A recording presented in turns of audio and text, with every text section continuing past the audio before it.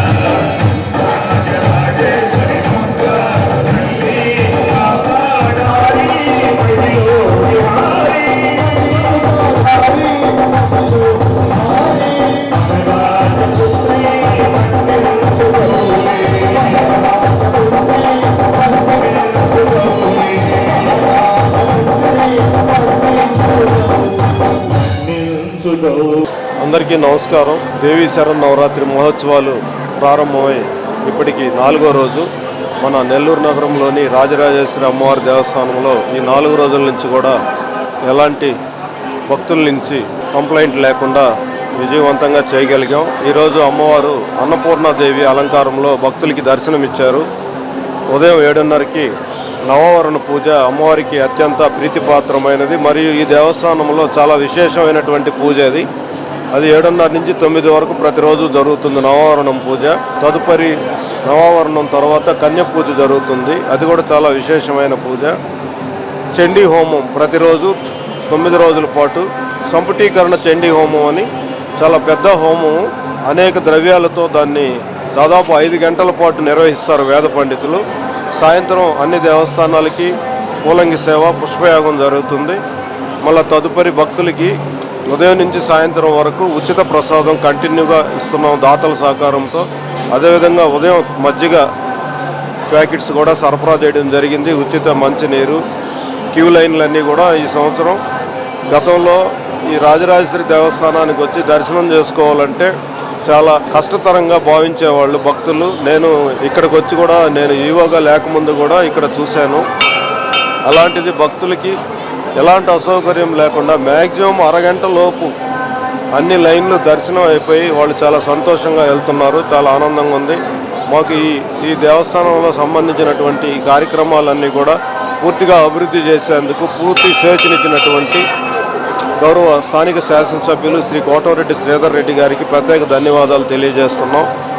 అదేవిధంగా మన రెవెన్యూ అధికారులు కానీ, పోలీస్ అధికారులు, మున్సిపల్ అధికారులు వీరందరూ కూడా వారికి మనం ముందుగా మేము నిర్దేశించుకున్న విధుల ప్రకారం పరిసరాలు చాలా నీట్గా ఏర్పాటు చేస్తున్నారు. వారికి కూడా ధన్యవాదాలు. దేవస్థానం ఉత్సవ కమిటీ కూడా పూర్తిగా మన దేవస్థాన స్టాఫ్తో కానీ మాతో కానీ మంచి సహకారం అందిస్తూ భక్తులకి మంచి సేవ అందిస్తున్నారు. కావున ప్రతి ఒక్కరూ శ్రీ నవరాత్రి మహోత్సవాల్లో మన విజయవాడ కనకదుర్గమ్మ తర్వాత మన ప్రాంతం 3 జిల్లాల్లో చాలా కంచికామకోటి పీఠాధిపతులచే ప్రతిష్ఠించబడి విశేషమైనటువంటి పూజలు అందుకొని భక్తులు కోరిన కోరికలు తీరుస్తున్నటువంటి శ్రీ రాజరాజేశ్వరి అమ్మవారిని నవరాత్రి బ్రహ్మోత్సవాల్లో తప్పక ప్రతి ఒక్కరూ దర్శించి తరించాల్సిందిగా విజ్ఞప్తి చేయొచ్చు. నా పేరు నవీన. మేము నెల్లూరు నుంచి వస్తున్నాము. సో ప్రతి సంవత్సరం కూడా రాజరాజేశ్వరి అమ్మవారి ఆలయంలో నవరాత్రి వేడుకలు చాలా బాగా జరుగుతాయి. అండ్ ప్రతి సంవత్సరం వస్తూ ఉంటాను. అండ్ ఈ సంవత్సరం ఇంకా చాలా బాగా జరుగుతున్నాయి. సో నవరాత్రి మొదటి రోజు నుంచి నేను చివరి రోజు వరకు వస్తూ ఉంటాను.